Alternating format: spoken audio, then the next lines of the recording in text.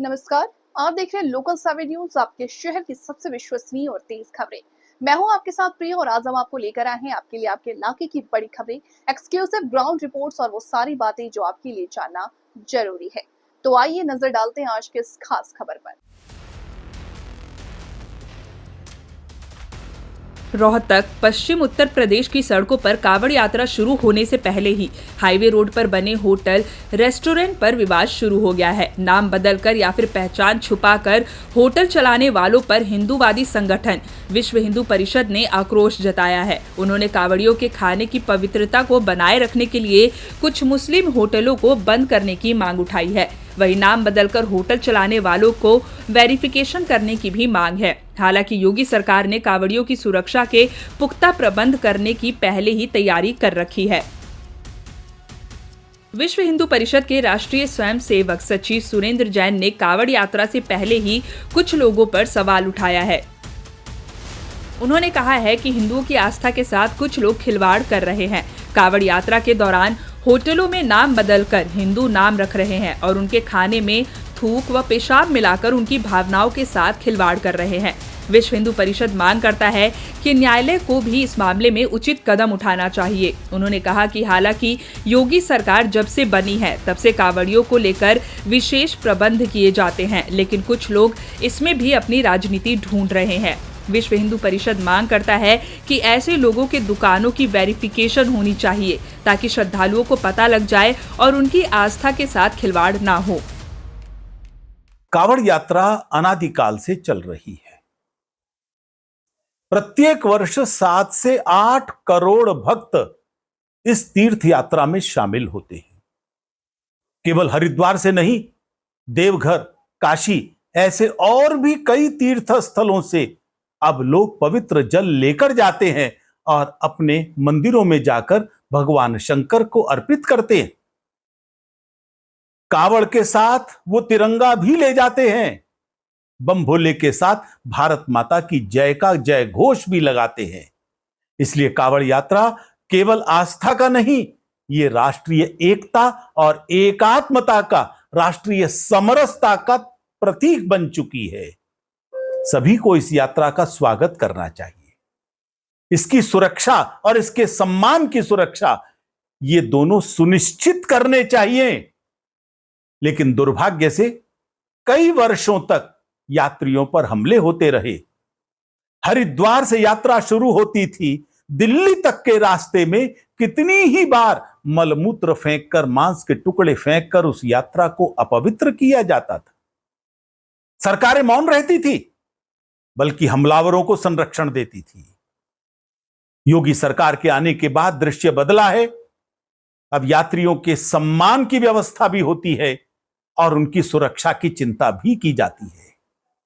दुर्भाग्य से जिहादियों ने दूसरे रास्ते भी तलाश कर लिए। वो रोटियों पर थूक लगाते हैं, जूस के अंदर पेशाब मिलाते हैं। हिंदू नाम रखकर जिहादी वहां हलाल का सामान बेचता है, हिंदुओं की आस्थाओं का अपमान करता है। इसलिए योगी सरकार ने कुछ नियम बनाए हैं। वो नियम दोनों के लिए है, कावड़ियों के लिए भी सीमाएं तय की। मैं सबसे अपील करता हूं, वो सभी नियमों का सम्मान करें। कावड़िए तो करते ही हैं, थोड़ा और सावधानी से करें, ये हमारी उनसे अपील है। मुस्लिम समाज से भी हम अपील करना चाहते हैं। क्या आप नहीं चाहते उस क्षेत्र के बारे में लोगों के मन में अच्छी धारणाएं बने? आप हमला करेंगे, आस्थाओं का अपमान करेंगे, तो कौन उस क्षेत्र के बारे में क्या सोचेगा? ध्यान रखना, वहीं के राज्यपाल ने उत्तर प्रदेश के कुछ साल पहले एक पुस्तक में लिखा था, इस क्षेत्र में कई मिनी पाकिस्तान पनप रहे। क्या यह इमेज आपके लिए अच्छी है? इसलिए सह अस्तित्व होना चाहिए, लेकिन ताली दोनों हाथ से बजनी चाहिए। आप हमारी यात्रा का सम्मान करें, हम आपकी आस्थाओं का सम्मान करें। अड़ोगे तो फायदे में नहीं रहोगे, ये बात आपको समझ लेनी चाहिए। हमारी अपील है न्यायपालिका से। कोई भी एक व्यक्ति खड़ा होता है, न्यायपालिका में पहुंच जाता है स्टे लेने के लिए, और कोई एक न्यायाधीश अपनी व्यक्तिगत धारणाओं के कारण से, अपने व्यक्तिगत संस्कारों के कारण से स्टे दे देता है। संपूर्ण न्यायपालिका कटघरे में खड़ी हो जाती है। हमारी अपील है भारत के मुख्य न्यायाधीश से, कृपया सभी न्यायाधीशों को संकेत दें, कोई भी स्टे या निर्णय देने से पहले जमीनी हकीकत को पहचाने, वहां के इतिहास को पहचाने, हिंदुओं की भावनाओं को पहचाने।